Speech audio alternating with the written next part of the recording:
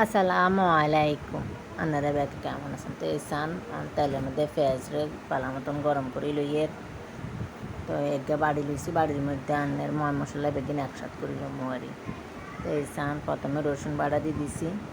আর চামিচকে ছোটো তো এটার লেগে কেন বেশি আন্ন করতেন বেশি বেশি লাগবো আরি, কিন্তু বেশি না, মানে পরিমাণ মতন বেকিন আছে। তো প্রথমে রসুন বাটা দিয়ে দিছি, অন দিছে আদা বাটা বেশি দিতেন না। এরপরে দিব আন্নের পোস্ত দানা সরিষা বাটা, কিন্তু ভালো মতো মিক্স করি, তারপরে আপনার মিক্সারে হিড়িয়ে লইছি, হিড়িয়ে হাডিয়ন এনে দিছি।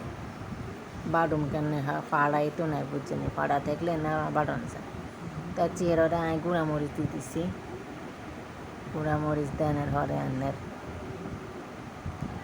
জিরা গুঁড়া দিব। আর জিরা গুঁড়া বলতে কি আপনার হয়েছে সব মশলা, সব রকমের মশলা একসাথে করে এই মশলাটা বানাইছি আর কি।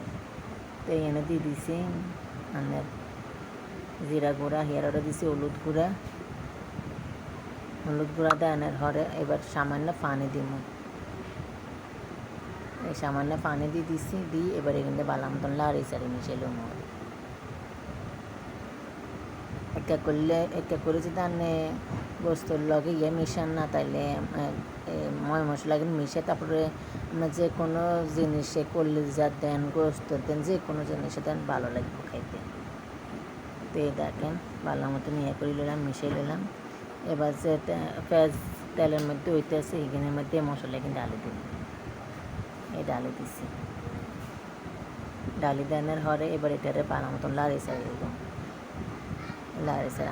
আপনারা মনে করবেন আর এই যে আস্তে আস্তে উঠতে আছে, কী করুন, গ্যাসের যে অভাব, সামান্য গ্যাসে যা রান্না করতে পারি আর কি। তো এই যে তেল উড়ানোর জন্য এখানে ভালো মতন লগে ময় মশলা এখানে লগে মিশানো, মশলার এখানে রান্নার গন্ধ বাড়ি থাকবো, গন্ধ উঠলেই আর খাইতে মন চাইবে না। এই তেল উঠে গেছে, এবার এখানে আগের তন্দুরি সিদ্ধ করা কলজা আর আলু অবশ্য সিদ্ধ করি না, আলু কাঁচাই তো একসাথে দিয়ে দিছি, কারণ সিদ্ধ কলিজা তো এটার লেগে আগে সিদ্ধ করে রাখলে একটা সুবিধা কি, কালো যে ময়লাটা ওটা চলে যায় আর কি। এটার লেগে কালো ময়লা কলজা রান্না সিদ্ধ করে যদি না খান, তাহলে ওই ময়লাটা আপনার ওই বুনার লগে চলে আসে, এটা খাইতে মজা লাগে না। একটা করে করিয়েন, দেখবেন খাইতে মজা লাগে। তো এবার লাড়ি চারি দিয়ে বেকিংটা ভালো মতন লাড়ি চারি লইয়ের দেখছেন কালারটা কীরকম আসছে। এবার এনে আনের দিয়ে দিন, গোস্তের মশলা করে দিয়ে দিন। গোস্তের মশলা না দিলে আবার মজা লাগে না, গেলে গরুর কলিজা তো গরুর গোস্তের মশলা দেন লাগে কদ্দুরে।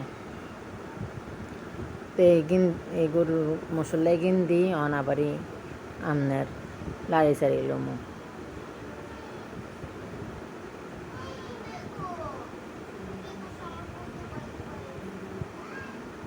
এই লাড়ি চাড়ি লইছি। এবার কতক্ষণ কষানির হরে আপনার দিয়ে দিন, হানি দিয়ে দিন, বুঝছেন। এখন হানি দিয়ে দিম, কেন কষানি হয়েছে সামান্য, হানি দিয়ে দিম। এবার হানি গেনের মধ্যে ভালো মতন হানি গেনের মধ্যে ভালো মতন করিলাম, এখানে রাঁধুন। রাঁধবার হরে আপনার আস্তে আস্তে শেষ করে গেছে। দেখেন পানি এখানে শুকাইয়ে আসছে। এখন এই জোল খাইবার আর কি, জামেগার আবার জোল খানোর শখ, তো এই জোল করে রাখুন আর কি। তো আচ্ছা, তানগো যদি সাপোর্টটা পাই, তাহলে আমি আরও সামনের দিকে আরও মেলা ব্লগ লই আইতাম আর শুধু আনগো সাপোর্টের দরকার। আপনারা সাপোর্ট করলে আমি বেকিনি করতাম আরও, আমার লগে থাইন সবসময়। তো ঠিক আছে, আজ এই পর্যন্ত। আপনারা আরও এই ইউটিউবটা সাবস্ক্রাইব করে দিন।